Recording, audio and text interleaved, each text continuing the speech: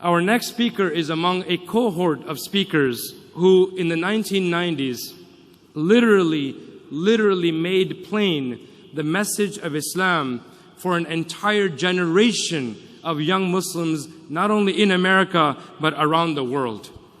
A father of 5 sons, an author, a scholar, a visionary who founded Zaytuna Institute and then went on most recently to found America's first liberal arts college, co-founded along with Imam Zaid Shakir and Dr. Hatem Bazian.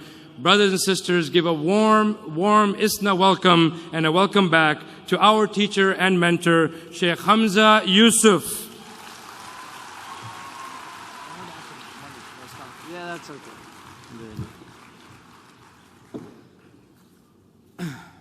Alhamdulillah. Assalamu alaikum wa rahmatullahi wa barakatuh. Allahumma salli ala Sayyidina Muhammad wa ala alihi wa sahbihi wa sallam tasliman kathira. ولا حول ولا قوة إلا بالله العلي العظيم. اللهم افتح علينا حكمتك وانشر علينا رحمتك يا ذا الجلال والإكرام. وصل اللهم على سيدنا محمد وعلى آله الكرام. ولا حول ولا قوة إلا بالله. الحمد لله. Alhamdulillah. First of all, I want to say that when I was a young man, I met ISNA. And I was actually a little older than ISNA. I was in my early 30s, ISNA was around 30, and I basically ended up in an arranged marriage. It's been 20 years. And marriages are interesting, aren't they? Because it's nasib. But the person that arranged that marriage was one of the founders of ISNA, Dr. Mahbub Khan, Allah yarhamuhu. And Dr. Mahbub, I was an Imam Khatib in California, and a little bit of a firebrand and what you would call a loose cannon. So Dr. Mahmoud, converts, there's a convert syndrome, because converts enter into a very dangerous period after they convert. They get very enthusiastic.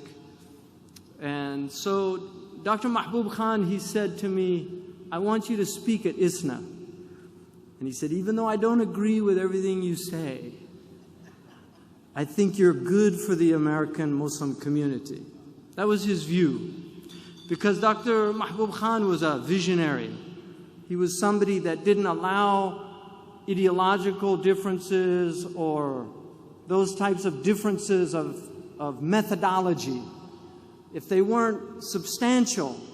Because in the end of the day, if we share the creed of Islam and we believe in the rightly guided scholars and imams of Islam, those differences of methodology are all open to debate. And so, in honor of him, I wanted to mention him. And I remember Dr. Sayyid also trying to calm me down a few times. So, in the spirit of being a loose cannon, and also, I really want to say this in all honesty, I hope this is my last Saturday night address, because I've been doing this for 20 years, and I'm very honored that ISNA has brought me back, and I felt so much love from the community, but I really feel that other people should be up here. We have some really, really good young scholars that are up and coming, and I want to see them begin to take over these positions. I'm working on establishing a college in California. So, having said that, I want to say that I've always felt an immense amount of love from people here, from the Muslim community. There's always the haters. It's just the way it is. There's the enviers, the haters, and then the petty people. Those people always exist in every time and every place. And if you're going to be in a public position, you cannot take them seriously. You just have to do what you believe and let the cards fall where they fall and have a thick skin about those things. But what I want to talk about, I was asked to talk about a moral vision for this country. And I want to preface that by saying a moral vision for the future, to me, is a moral vision from the past. I truly believe that the moral issues of every time and place are basically the same issues. Our Prophet ﷺ, and as far as I can tell, he is the first human being in human history to articulate the principle of human equality, that all people are created equal. Long before the Declaration of Independence said, all men are created equal, our Prophet ﷺ said, there's no difference between a black man or a white man, or a white man or a black man. The only difference is in their God consciousness. And I know of no previous historical statement. I have never seen that in the Bible. I've never seen that in any philosopher before the Prophet. Aristotle talked about natural slaves with all his genius and brilliance. But our Prophet ﷺ articulated this to remove racism. As far as I can tell, the Prophet Muhammad ﷺ is the first human being to articulate the equality of men and women. I've never found anybody in the history of humanity before him to ever articulate that men and women are essentially the same. Before their Lord, they are both spiritual beings with the same rights. There's some variance in their responsibilities based on fitrah, on the primordial nature, but they're equal. The Prophet ﷺ was also, as far as I can tell, the first person to legislate from these religions clearly economic justice in all of the strata of society, not for one group or for one set of believers, but for all of the people. The Prophet ﷺ in his final speech, and I've mentioned it here before, you will see all of those major issues that are affecting human beings.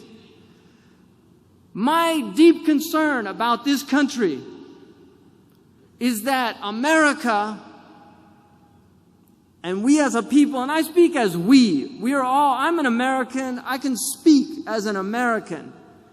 And when I'm speaking as an American, my Islam here is incidental. In the same way that many, many people in this country have spoken up about things they find troubling in their country, from the Jewish community, from the Christian community, from the atheist secular community. There are things in this country that I find deeply disturbing. Arnold Toynbee said that societies don't commit, they're never murdered. Civilizations are not murdered. The great English historian, he said civilizations commit suicide. And as far as I can tell, and I actually did a rotation in a psychiatric unit and had some suicidal patients. As far as I can tell, I see very serious suicidal tendencies in this society. There are things that are deeply troubling about this society. The mechanization of warfare, the idea that you can send robots to eliminate people on other parts of the planet, that you can have civilians or people living normal lives in suburbia in New York, and they go to work and their work is to drop bombs on people on the other side of the planet. And when they talk about their successful strikes, they say 3 suspected terrorists were killed in a drone strike today. 3 suspected terrorists. And we know for a fact that innocent people have died in these strikes. Many children, by their own estimates, over 200 children in northern Pakistan have died from these drone strikes, terrorizing people living in these places. This troubles me about this country. It troubles me because I live here. I pay my taxes. But it troubles me, and it troubles me deeply. And I really feel that we as Muslims need to be courageous. It's difficult to be courageous. We're living in a society that doesn't encourage people to speak up, even whistleblowers. If you look at some of the problems that these whistleblowers who have spoken about wrongdoings in corporations or in the government, what happens to them and how they suffer from speaking based on their moral consciousness. If we look at recently what happened in this situation with all of these leaks and how this person was treated, and all of these people that have had the moral courage, those people that released the pictures from Abu Ghraib. Do you remember Abu Ghraib? Iraq now is suffering more than it's ever suffered. It's worse than during even the war period. It's a country in complete dissolution. Palestine. These are real problems, human problems, that our country should not participate in creating more problems. But with the gifts that we've been given as a country, the power that we've been given at this country, we should be part of the solution and not part of the problem. Really. And we as a community have to be a moral conscience. We have to speak the truth. As a community, we also have to look at the type of culture that we are spreading around the globe. We are the #1 producer of pornography in the world. This is deeply troubling to me as somebody who's trying to raise young boys. Adolescents are always mystified by sexuality. They're mystified by it. But what we're dealing with now on the internet is so deeply troubling. We recently had a courageous owner of hotels in Sweden who began to work on the problem of human trafficking, and when he realized the connection between pornography and human trafficking, he removed pornography from his hotels. This is something that should be honored. It should be news. The country of Iceland that prohibits pornography, the sale of pornography in Iceland, not because they're religious people, it's one of the most secular countries in the world, but because they're a middle-class people, and they know that pornography is harmful for the common weal. But what's worse is that pornography is no longer X-rated. We have in the Video Music Awards a young girl who had millions and millions of followers as Hannah Montana. Millions of young American girls that saw her as something to be emulated, to be looked up at.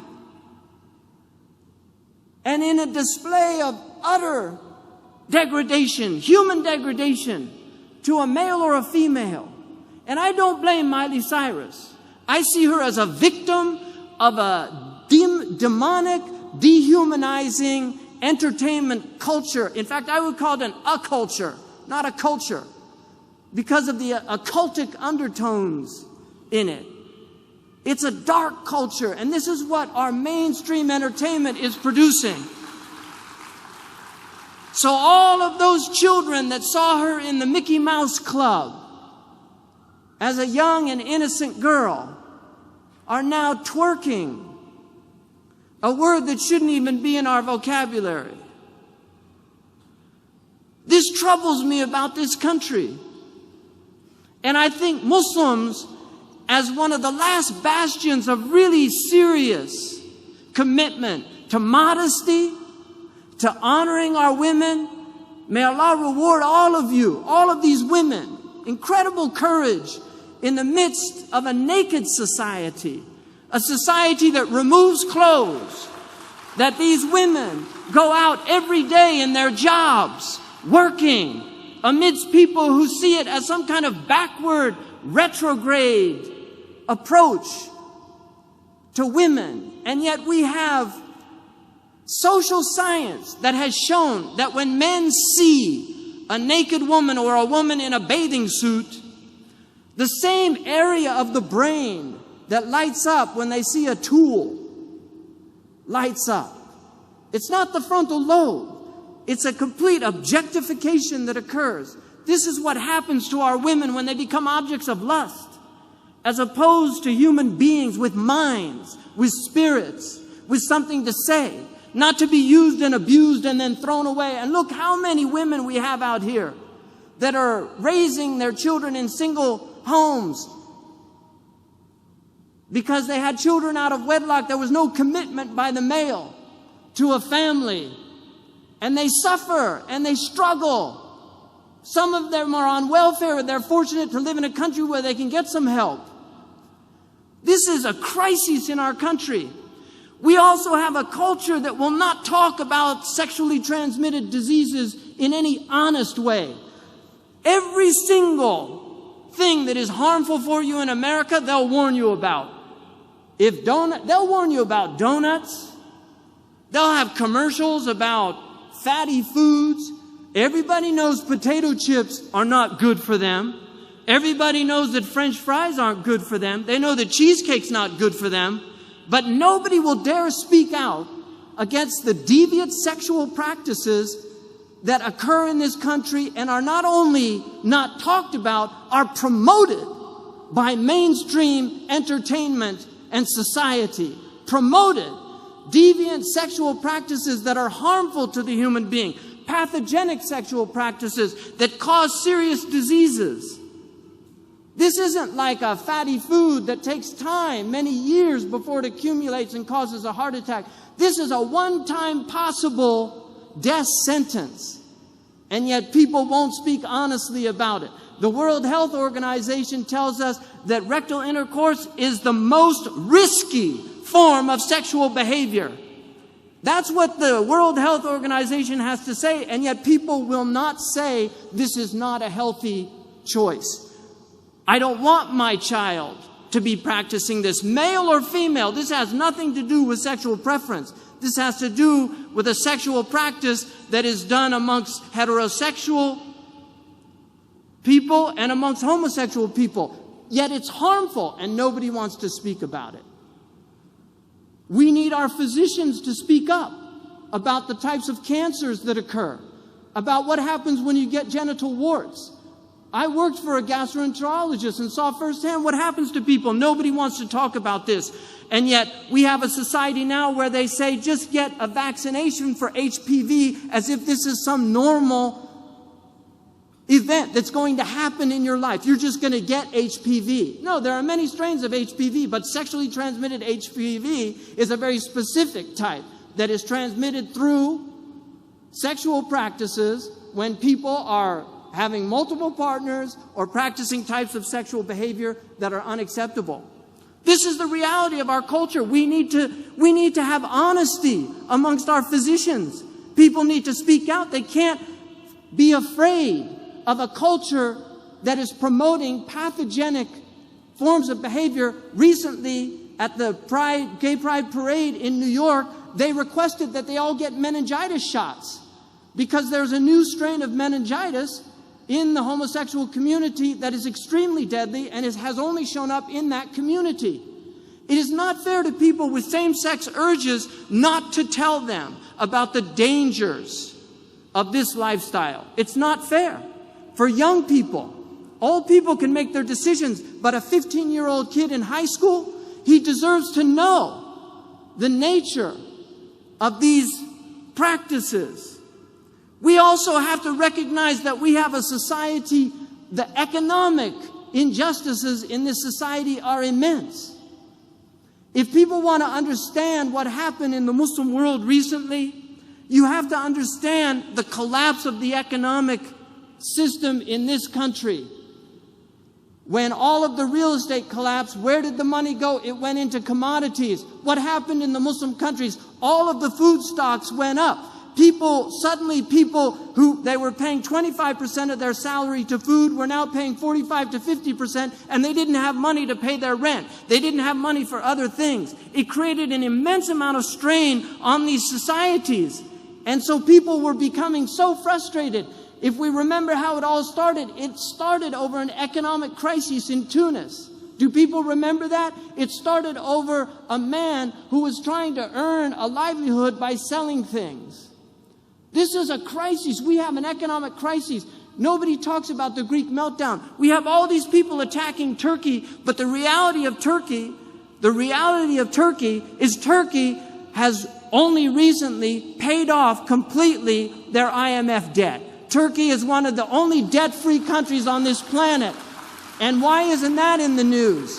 Why is Erdogan being demonized as a tyrant when he has shown incredible fiscal responsibility for his country with immense growth? And now we're going to see constraints put on Turkey. You will see from outside. And Turkey is going to get hit economically. You'll see this in the future. Why? Because there are entities on this planet that do not want to see a successful Muslim model. And Turkey is an extraordinary country with a great people. They have proven that Muslims and seculars can live side by side. They have proven this. We had today, you see, people say, oh, the Palestinians and Jews, they could never live together. They lived together for over 1,000 years. It's a lie. I was walking with my friends today, and I saw Rabbi Weiss, who came from New York. He had his little Palestinian scarf. He had the enormous hat, which I don't know what they call them. But when I saw him, I felt happy. And I looked at them and I said, oh, look, here's this Jewish man from New York who is against the oppression, the Israeli aggression against the Palestinian people. And he gave me a hug, and I hugged him, and then we parted, and then he came back just to say, please, mention that there are Jews against what's happening in Palestine. Tell them that. Tell the Muslims that. He has come here consistently to be in solidarity with Muslims from the Jewish tradition. Minhum and mu'minun. Allah says amongst them they're good people amongst them. And we know that. And we shouldn't demonize the Jews just like we don't like to be demonized. There are good people amongst, we have natural allies amongst many of the Christians. Unfortunately, we need to disabuse them of their attitudes about Islam because they have been brainwashed over a long period of time, and then we have too many people in the Muslim world creating so much commotion. There's a lot of instability, but Muslims have been driven mad by social conditions. People talk about human nature. I just want to say this. If you take animals and you put them in cages, in inhumane conditions, they don't behave like they would in their natural habitat. They begin to tear each other apart. They begin to fight each other. This is what happens. This is my swan song, so I might not pay attention to those little things she's holding up. They don't behave like they would in a natural environment. They start to kill each other. I lived with human beings. I lived with Bedouin. I spent 7 years with Bedouin, living in different places with them. I lived with them and I saw how they interact, how they love each other. I saw how a human being behaves when he's allowed to be human. When you look in the ghettos and say, look at these animals. They're not animals. They're human beings that have been put in inhumane environments. And if you change their environments, you will change their behavior. Really, you will change their behavior. They're human beings.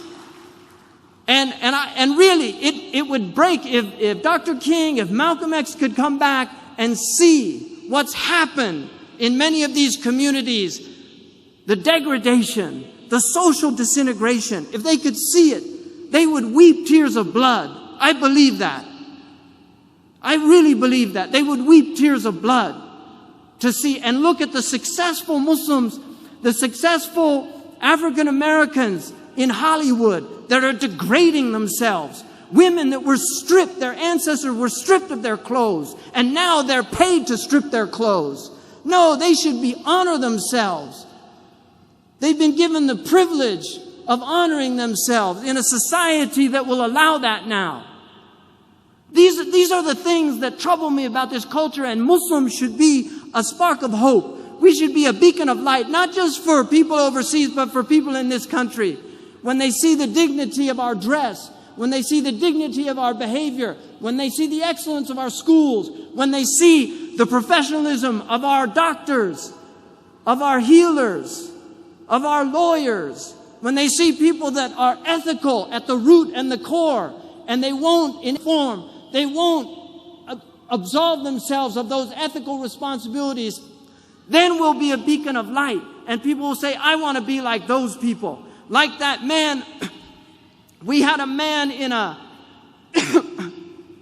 in a 7-Eleven store, and a man came in with a pipe trying to steal money from him. And he said to him, he took out a gun. He had a gun. He pulled out the gun, and the man stopped. He dropped the gun. And he said, "I'm so sorry. I'm just desperate. I don't have any food." That Muslim man gave him $40 and made him promise that he wouldn't steal again. And then the man said, this is something that you can see, because it was filmed. Bismillah. That man who was robbing that man said, "I want to be a Muslim." And he said the Shahada right there and then. That's like something you read in the books.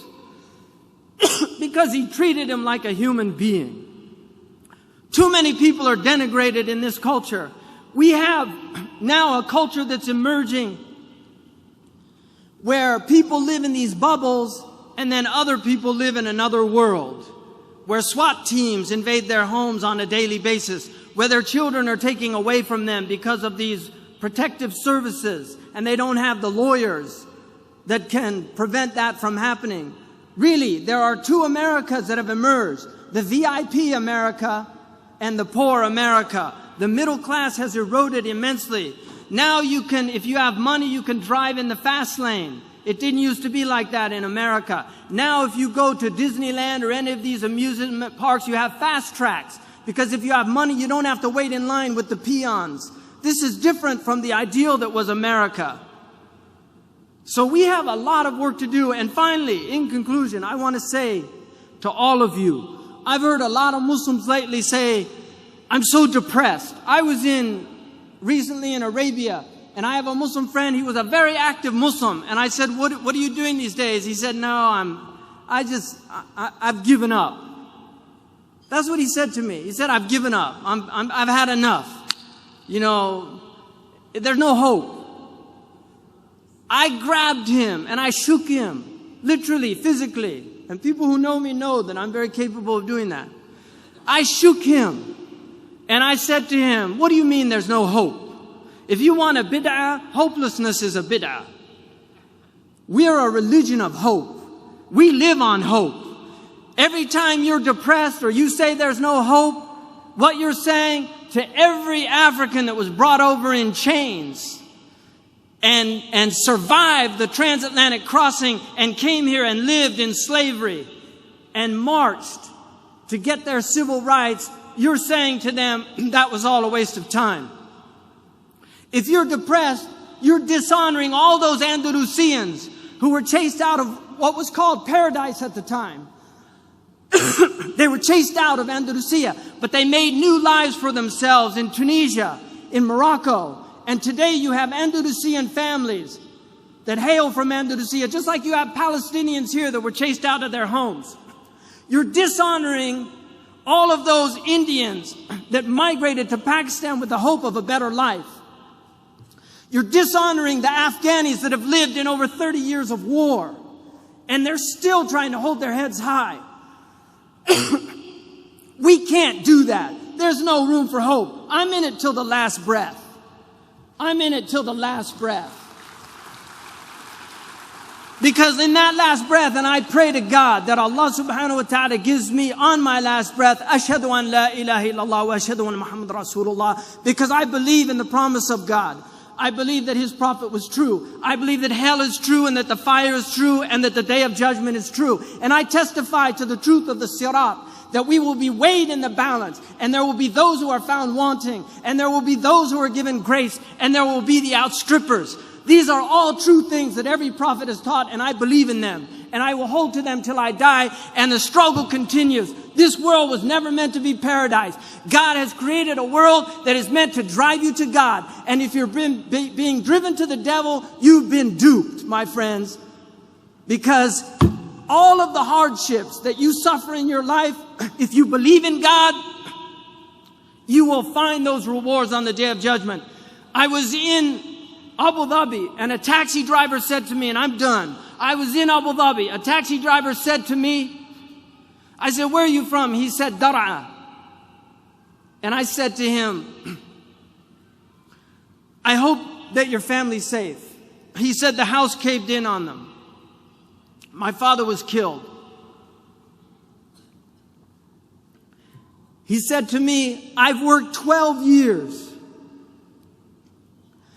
Every month I sent everything I could back to my father to build that house. And it was destroyed. I feel like my whole life is a waste. I said to him, Ya akhi, بالعربية احتسب عند الله والله كنت في بر بوالديك. You were in filial piety to your parents. Believe in the promise of Allah subhanahu wa ta'ala. What you're doing is not to build in this world. من بان لهذه الدنيا فقد خاب ما بنى. If you build for this world, what you build will go to naught. We build for the next world, not for this world.